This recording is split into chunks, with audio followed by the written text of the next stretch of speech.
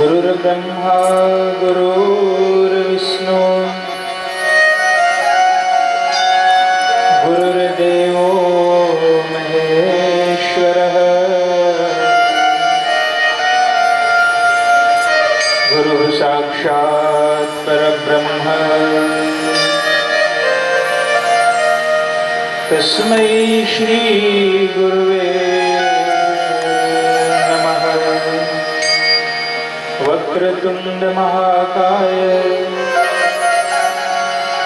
सूर्यकोटि समप्रभा निर्विघ्नं कुरु मे देव सर्वकार्येषु सर्वदा।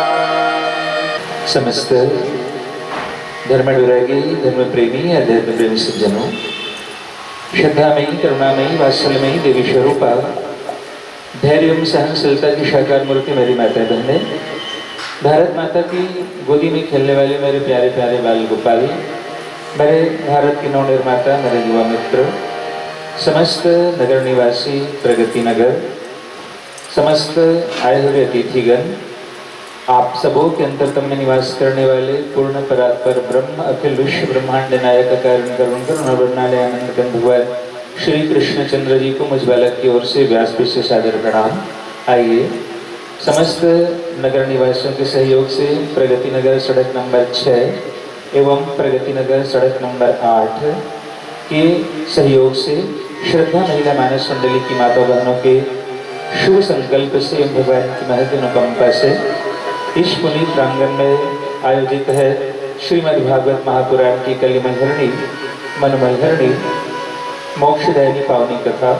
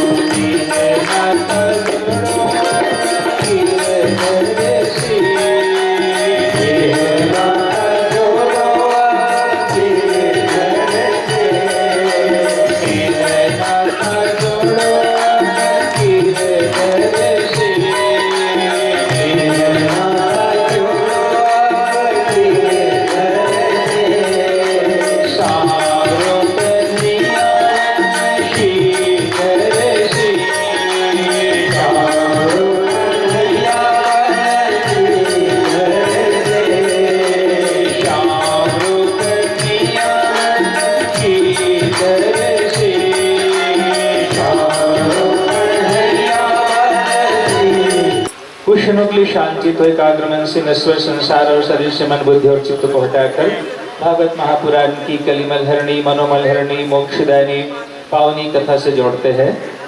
हमारे यहाँ भारत देश में एक नहीं बहुत सारे तीर्थ है और सभी तीर्थों की अपनी महिमा है, लेकिन जिस तीर्थ की ज्यादा चर्चा वेदों में पुराणों में की जाती है उस तीर्थ का नाम है नैमिषारण्य। और ये नैमिषारण्य तीर्थ है कहाँ? वर्तमान में उत्तर प्रदेश के सीतापुर जिले में है नैमिषारण्य तीर्थ। इसी नैमिषारण्य तीर्थ में एक बार महाराज सूत जी बड़े आनंद के साथ बैठे हुए थे और उनके सम्मुख एक नहीं दो नहीं 88,000 शौनक इत्यादि ऋषिगण उनके पास पहुंचे। जाकर बोले कि महाराज हमने आपके द्वारा बहुत सारी कथाएं सुनी है, लेकिन महाराज हम संपूर्ण वेदों पुराणों और शास्त्रों का आप सार सुनना चाहते हैं। कारण कि महाराज मनुष्य की जिंदगी बहुत कम है, वेद पुराण अथाह है महाराज, इसलिए हमें संपूर्ण पुराणों का सार वेदों का सार सुना दीजिए। तो महाराज सूची वर्णन करते हुए बोले ठीक है, अब मैं तुम्हारे सम्मुख वो कथा कह रहा हूँ जिस कथा को विधि पूर्वक अगर कहीं श्रवण की जाए। नियम का कथा सुनने के लिए कुछ नियम होते हैं, अगर उस कथा को नियम पूर्वक सुना जाए तो मनुष्य को मोक्ष की प्राप्ति होती है। तो उस कथा का नाम बोले श्रीमद् भागवत महापुराण की कथा है। कथा सारम कर्ण रसायनम। श्रीमद् भागवत महापुराण की कथा वैसे मनुष्य को एक आसन पर बैठकर अनवरत 7 दिन तक सुनना चाहिए, ये इसके नियम में बताए गए हैं। हम लोग कभी कभी क्या करते हैं, आसन बदल देते हैं, कभी यहाँ पर बैठे कभी वहां पर बैठे, कभी पीछे बैठे कभी आगे बैठे कभी बीच में बैठे। एक आसन पर बैठ करके कथा सुनने से पहली बात तो आसन सिद्धि होती है, दूसरी बात कथा में मन एकाग्र होता है और तीसरी बात जो नियम है उनसे मोक्ष की प्राप्ति होती है। तो महाराज सोनकादिकों ने सवाल किया किस व्यक्ति को एक आसन पर 7 दिन तक बैठकर कथा सुनने को मिलती है? तो महाराज वेद व्यास लिखते हैं कि जन्मांतरे भवे पुण्यम तदा भागवतम लभेत। जब मनुष्य के एक नहीं कितने जन्म जन्मांतरों के पुण्यों का उदय होता है तभी एक आसन पर बैठकर 7 दिन की कथा सुनने को मिलती है। प्रगति नगर में कथा हो रही, कुछ लोग 1 दिन के लिए आएंगे, कुछ लोग 2 दिन के लिए आएंगे और कुछ लोग हो सकता है 1 घंटे के लिए आ पाए, कुछ लोग 10 मिनट के लिए भी आ पाए, या कुछ लोग अंतिम दिवस भी आते हैं। महाराज अंतिम दिवस कथा का सार पंडित लोग सुनाते हैं तो अंतिम दिवस भी आ जाते हैं। तो महाराज वर्णन करते हुए बोले कि एक आसन पर बैठ करके कथा सुनने को किसको मिलती है? जब मनुष्य के कई जन्मों के पुण्यों का उदय होता है। अगर स्पष्ट कह दिया जाए तो देखो रावण बनने के लिए कितने पुण्यों की आवश्यकता है। महाराज प्रताप भानु जैसा पुण्यात्मा जीव जो इतना पुण्य करता है वो रावण बन करके आया, तो भगवान के भक्त बनने के लिए और कितने पुण्यों की आवश्यकता होगी। और इसीलिए महाराज जब चर्चा करते हुए अब श्री शुद्ध जी महाराज वर्णन करते हैं कि जब संतों की चर्चा होती है तो सबसे पहले जुबान पर कदाचित आपकी जुबान पर और मेरी जुबान पर एक नाम सबसे पहले आती है और वो कोई और नहीं बल्कि देवर्षि नारद है। देवर्षि नारद का काम क्या है?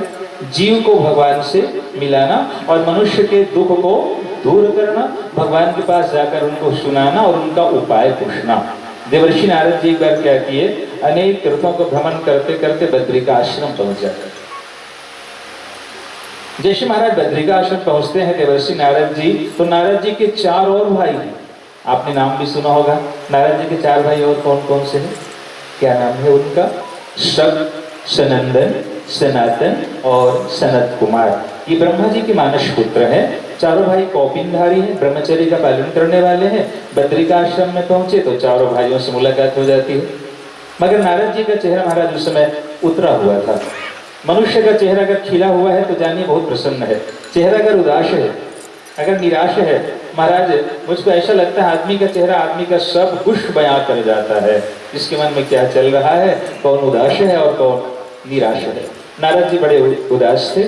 संकादिकों ने कहा कुतः चिंता तुरु भवान, भाई चिंता का कारण क्या है? आप बड़े उदास लग रहे हैं। मेरे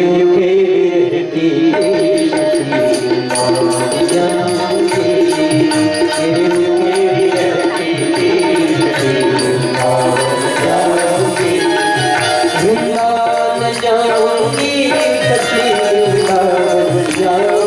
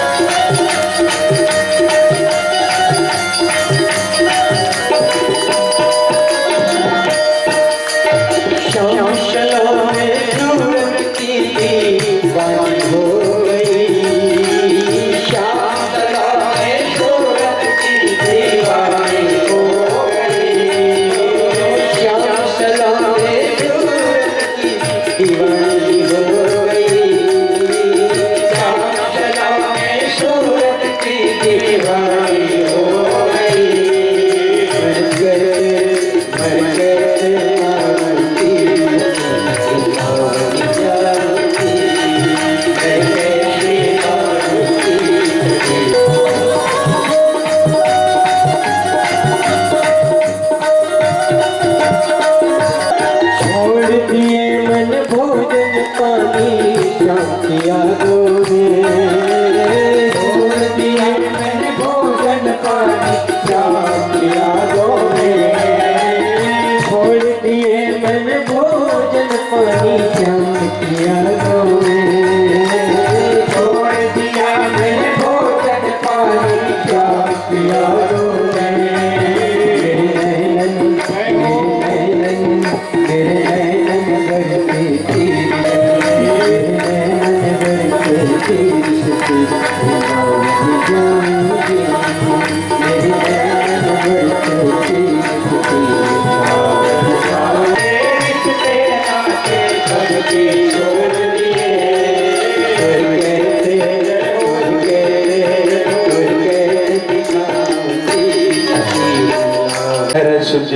सुख की वर्णन करते हुए बोले कि जिस समय देवर्षि नारद जी वृंदावन पहुंचते हैं मन को एक किंचित शांति मिली।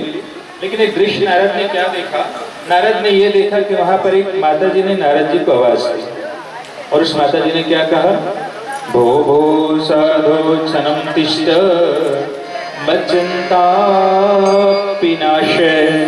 भो भो साधो, एक बार नहीं दो बार है, साधु जरा ठहरो, मत चिंता भी नाशय, महाराज जरा मेरी चिंता को दूर करे।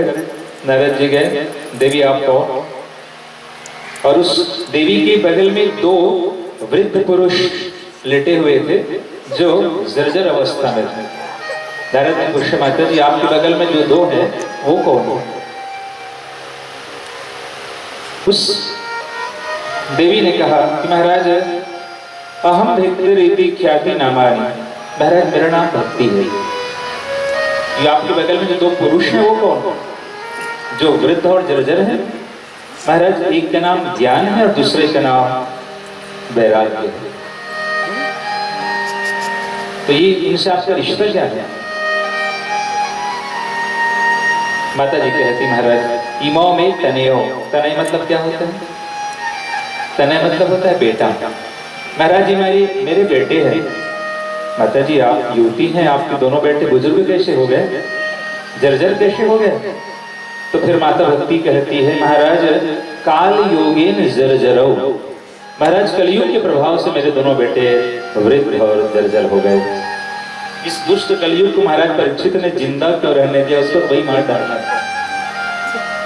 नारद ने हंसते हुए कहा, माता जी चारों युग की विशेषता है, सतयुग त्रेता द्वापर और कलयुग, इनका भी स्थान है। काल योगेन जर्जरौ, महाराज अगर मेरा बस चले तो कलयुग को तो सदा सदा के लिए समाप्त कर दो। नारद ने हंसते हुए कहा, विधि के विधान के अनुसार माता जी युग का दोष नहीं, आदमी की सोच और दृष्टि का दोष है। हमारी सोच जैसी होती है, हमारी दृष्टि जैसी होती है, संसार वैसे दिखाई देता है। तो फिर माता जी आपका जन्म कहाँ हुआ?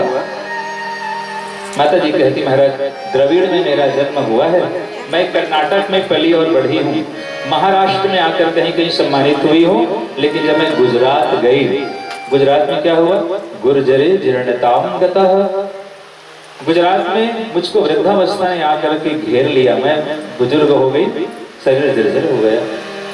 लेकिन जब मैं वृंदावन आई, वृंदावन पुनः नवीन शुरूपणी, मैं तो युवती हो गई वृंदावन में आकर, मगर महाराज मेरे दोनों बेटे ज्ञान और वैराग्य जर्जर के जर्जर थे।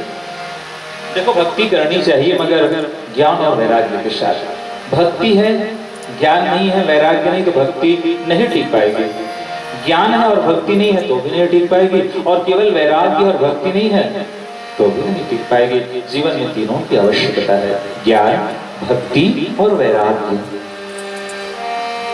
तो महाराज आप, मैं प्रमाण के साथ ये बात कह सकती हूँ, माता जी ने कहा, देखो हमारे और आपके जीवन में बहुत सारे लोग मिलते हैं और मिल करके बिछड़ जाते हैं, लेकिन जीवन में कदाचित कुछ ऐसे लोग होते हैं जो सदा सदा के लिए दिल में स्थान बना लेते हैं। और महाराज उनमें से मैंने ये सुना है कि संत से मिलन तब होती है, कब? जब भगवान की कृपा होती है। बिना परमात्मा की कृपा संतों से मुलाकात कभी नहीं हो सकती। प्रमाण देखे आप, मोहि भा भरोस हनुमंता, बिनु हरि कृपा मिलन नहीं शंका। महाराज जब तक भगवान की कृपा नहीं होती है तब तक संतों से मुलाकात नहीं होती है। आपसे मेरी मुलाकात हुई, ये तो भगवान की बड़ी कृपा है। तो महाराज मुझको ऐसा लग रहा है मेरी समस्याओं का समाधान निकल जाएगा। महाराज मेरे इन दोनों बच्चों को आप पूर्ववत बना देंगे तो बड़ी कृपा होगी। नौधा भक्ति मानस करे प्रभाव। आपसे सीधे बातचीत करते करते कथा को आगे बढ़ा रहा हूँ। यदि आपने मानस की नौधा भक्ति ध्यान से पढ़ी होगी, श्रद्धा महिला मानस मंडली की माताओं से एक सवाल है। देखा सीता माता दुखी है, निराश बैठी हुई है, तो मैं एक ऐसा उपाय करूं जिससे मेरी माँ का दुख दूर हो जाए। तो हनुमान जी महाराज क्या करते हैं, रामचंद्र गुण बरनय लागा, सुनत ही सीता कर दुख भागा। मतलब भगवान की कथा कहना आरंभ कर देते हैं और माता सीता का दुख दूर हो जाता है। मेरे भाई बहन, हम लोग कथा में बैठते हैं, लेकिन काश ऐसा हो जाए कथा हम पर बैठ जाए,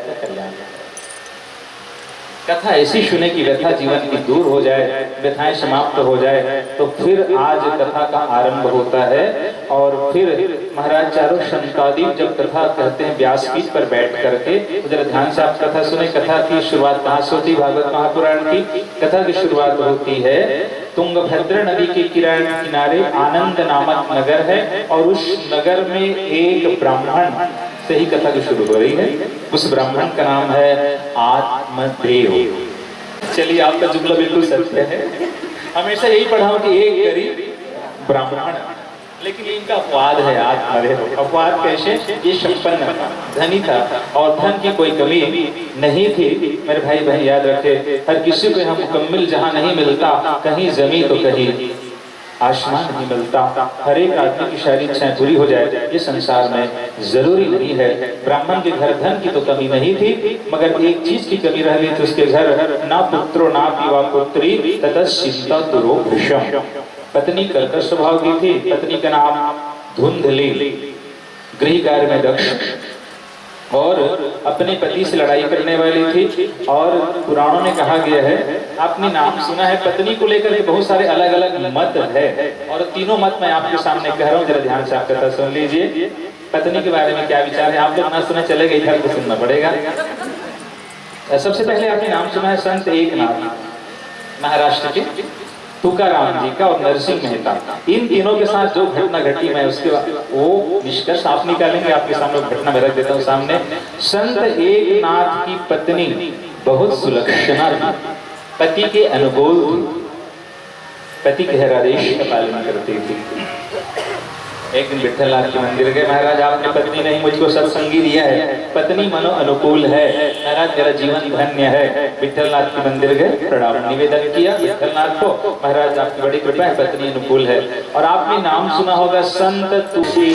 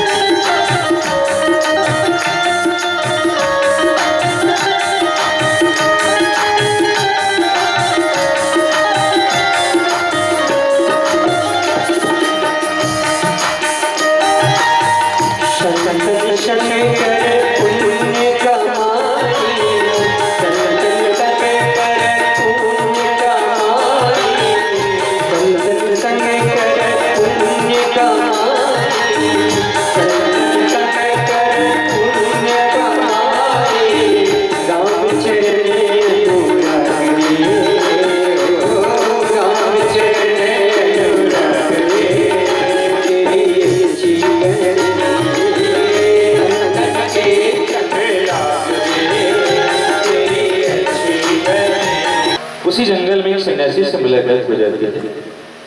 सन्यासी ने देखकर पूछा, ब्राह्मण देवता कहाँ जा रहे हैं? बोले महाराज जंगल आया। क्यों? महाराज आत्महत्या करने के लिए।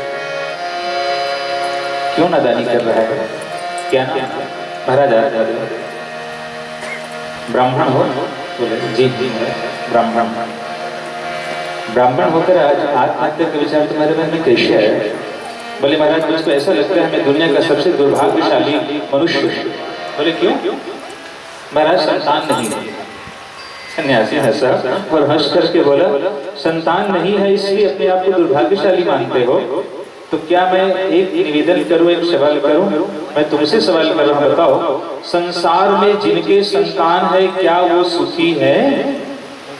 एक प्रश्नवाचक चिन्ह, ना मैं हाँ कहूंगा ना मैं ना कहूंगा। भाई आपके लिए एक सवाल छोड़ रहा हूं, उनका उत्तर आपको स्वयं ढूंढना पड़ेगा।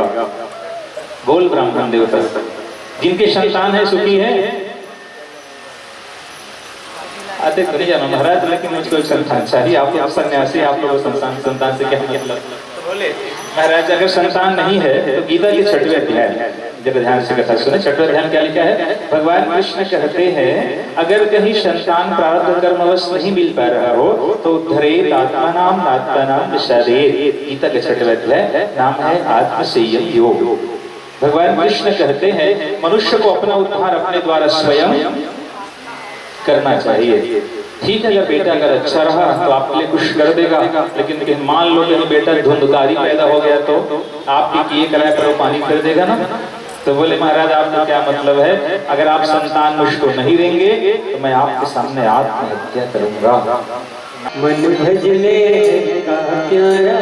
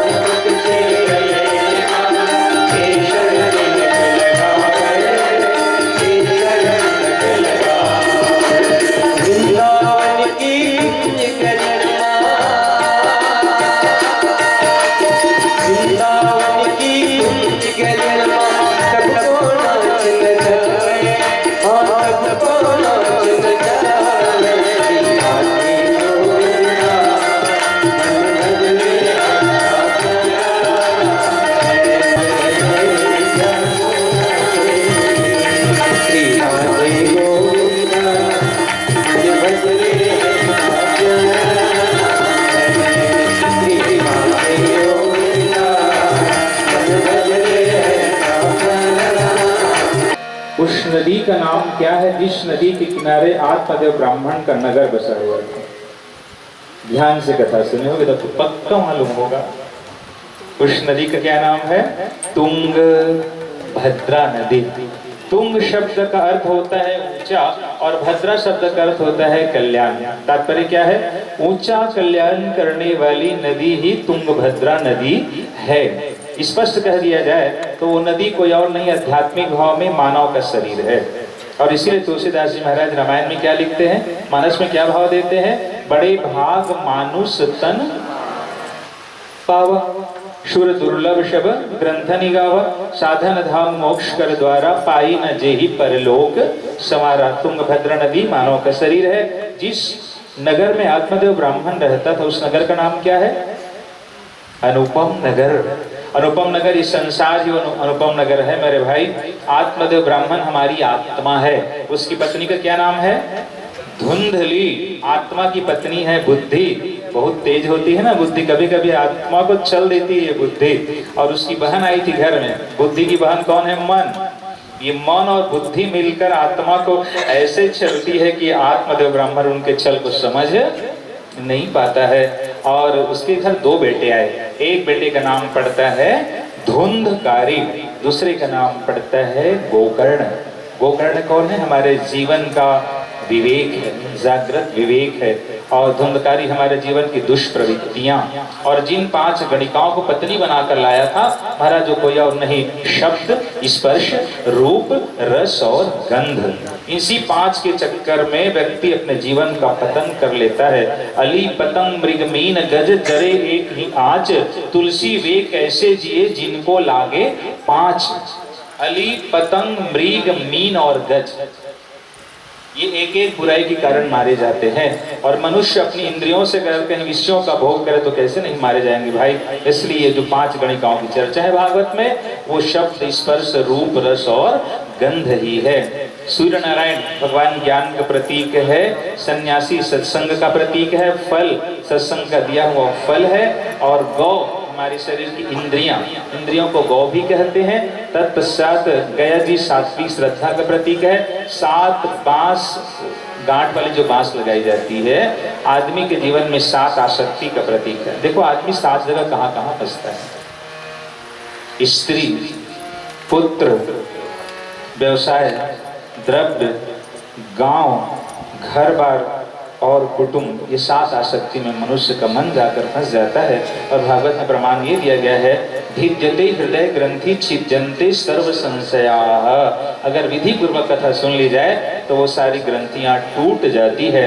प्रतीकात्मक कथा है भागवत की, सांकेतिक कथा है भागवत महापुराण की। और इनके पश्चात कुछ नियम बताए गए भागवत कहने सुनने के लिए, कुछ नियम आपके लिए, कुछ नियम मेरे लिए बताए गए हैं। तो सबसे पहले वेद व्यास महाराज वर्णन करते हैं कि भागवत का आयोजन किस माह में करना चाहिए।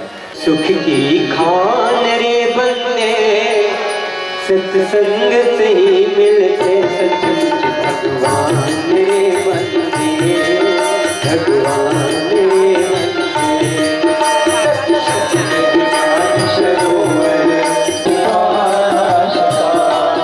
इस मंजिल के राही का प्रभु से ही वास्ता, प्रभु से ही वास्ता।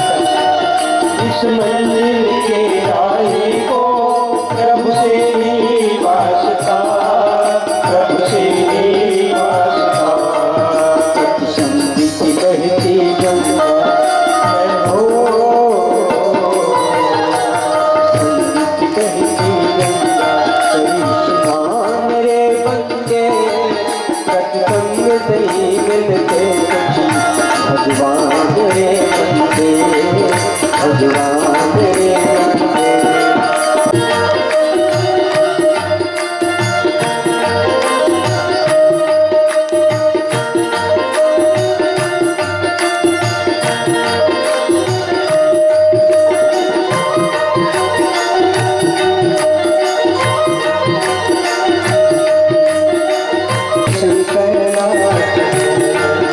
सत्संग का माता की है, सत्संग कैलाश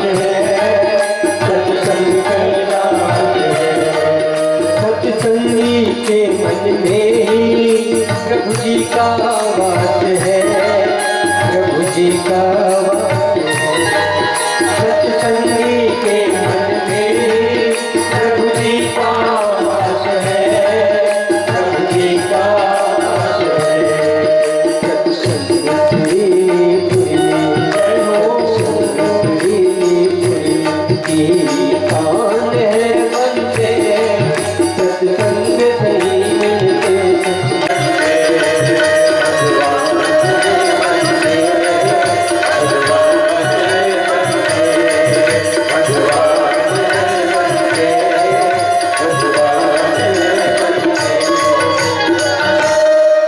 महाराज सूत जी कथा वर्णन करते हुए प्रथम सत्संग की महिमा वर्णन करते हैं। तत्पश्चात भागवत महापुराण की शुरुआत में भगवान के 24 अवतारों की कथा है और इसी 7 दिनों में हम और आप भगवान के इन अवतारों का सविस्तार कथा श्रवण करेंगे। देखिए, जब भगवान के अवतारों की जब चर्चा होती है, मुझको पूरा विश्वास है कि रामायण का और गीता का वो श्लोक प्राय सबको याद है। गारंटी के साथ कह सकता हूँ, भगवान के अवतार के इसमें कारण बताए गए हैं। नहीं तो विश्वास नहीं तो जैसे मैं बोलना शुरू करूंगा तो आप मेरे आगे आगे बोलना शुरू कर देंगे। क्या है रामायण में कारण, क्या बताया गया भगवान के अवतार के? जब जब होई धर्म के हानि, बाढ़हि असुर अधम अभिमानी, करहि अनीति जाई नहीं बरनी, सीधहि विप्र धेनु सुर धरणी। तब क्या होता है? तब तब प्रभु धरी विविध शरीरा, हरहि कृपा निधि सज्जन पीरा। महाराज ये बात रामायण में कही गई।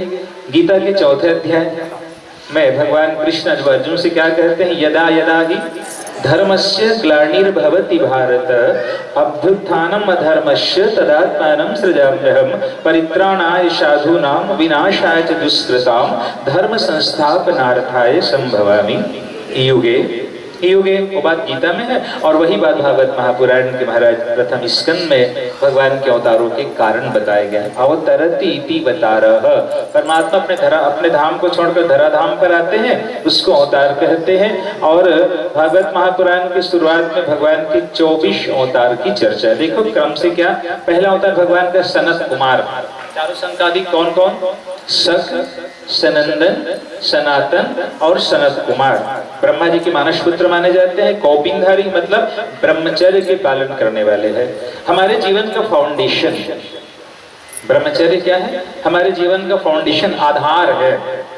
कभी कभी एक सवाल उठता है कि जिन जिन लोगों ने ब्रह्मचर्य को तोड़ा है उनका पतन हुआ है, और जिन लोगों ने बहुत मनसा वाचा कर्मणा संयम का पालन किया है वो जीवन में सफल हुए। आंजनेय हनुमान जी महाराज बाल ब्रह्मचारी, भीष्म पितामह ब्रह्मचर्य के पालन करने वाले, स्वामी दयानंद सरस्वती, स्वामी विवेकानंद, इन लोगों ने अखंड ब्रह्मचर्य का पालन किया है।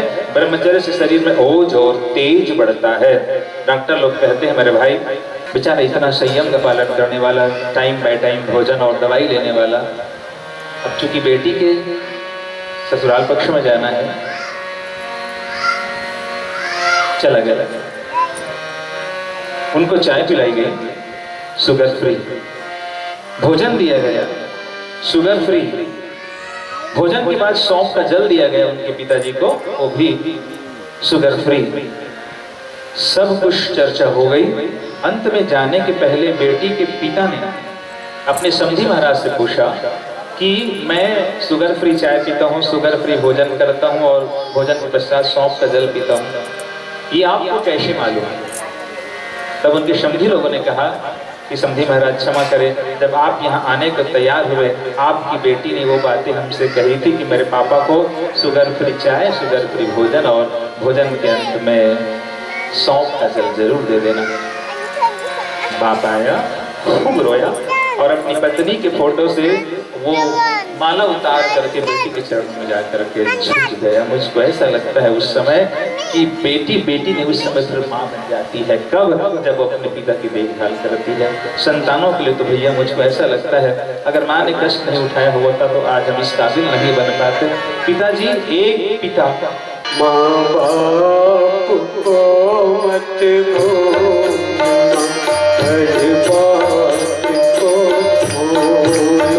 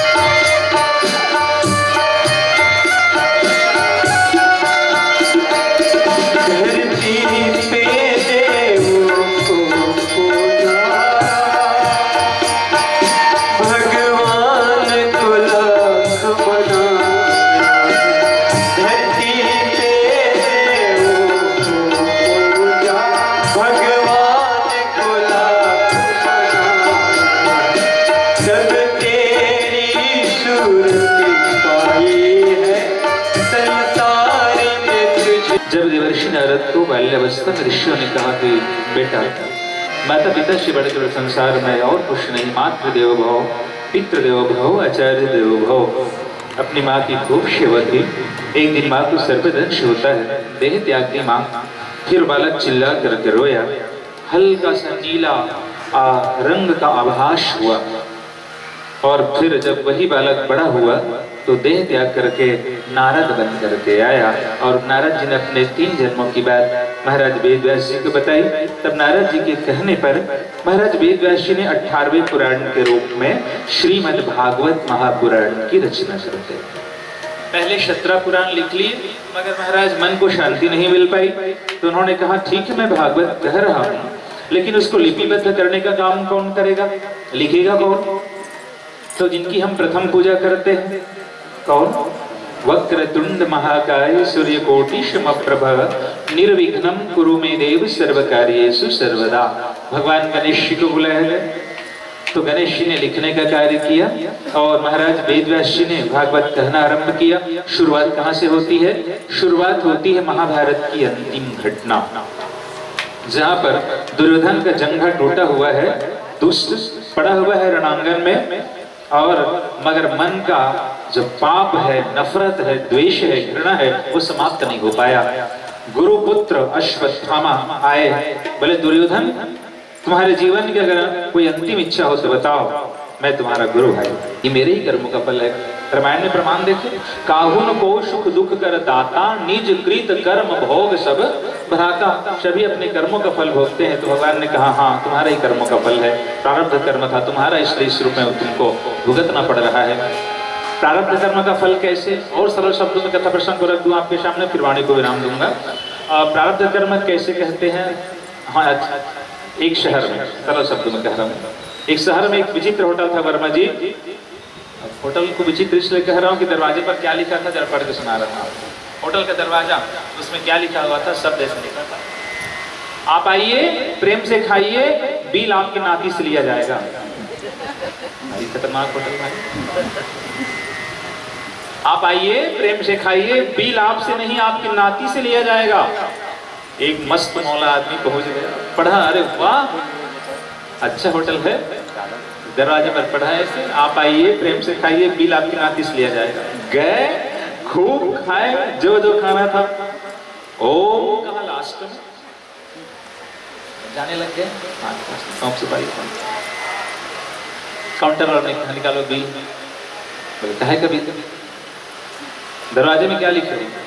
बोले लिखा है आप आइए प्रेम से खाइए, बिल आपकी नाती से लिया जाएगा। तो हम खा लिए, हमारा जो नाती आएगा वो हमारा बिल पे कर देगा। तो काउंटर वालों ने कहा हम भला तुम्हारा बिल थोड़ी मांग रहे हैं।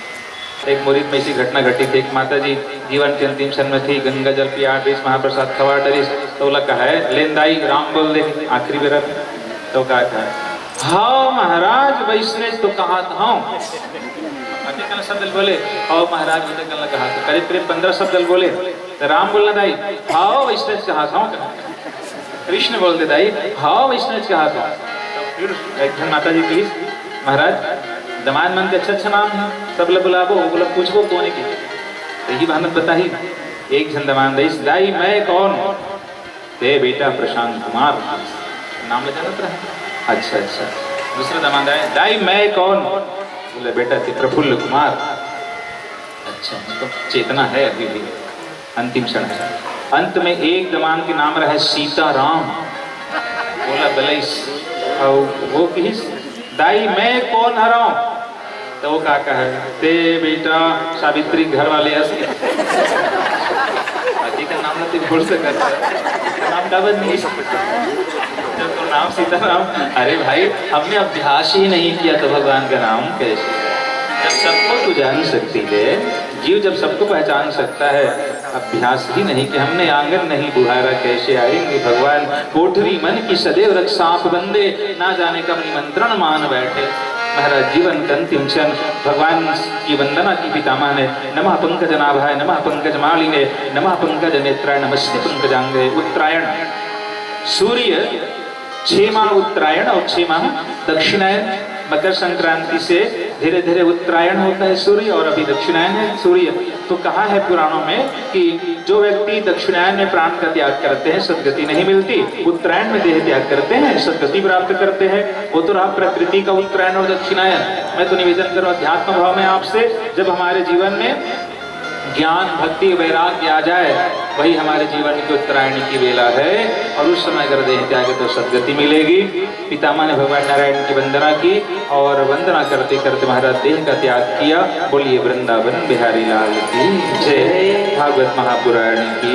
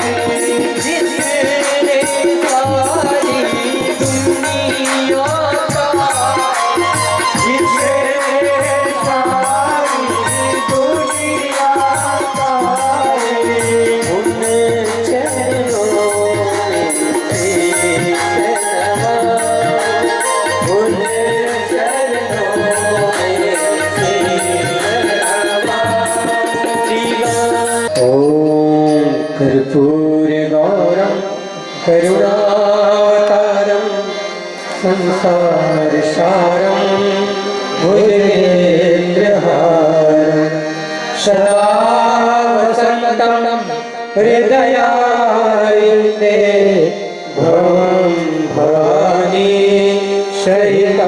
नमामि भवं भवानी सहितं नमामि त्वमेव माता च पिता त्वमेव बन्धु च सखा त्वमेव विद्या द्रविणं त्वमेव सर्वं मम देव त्वमेव सर्वं मम देव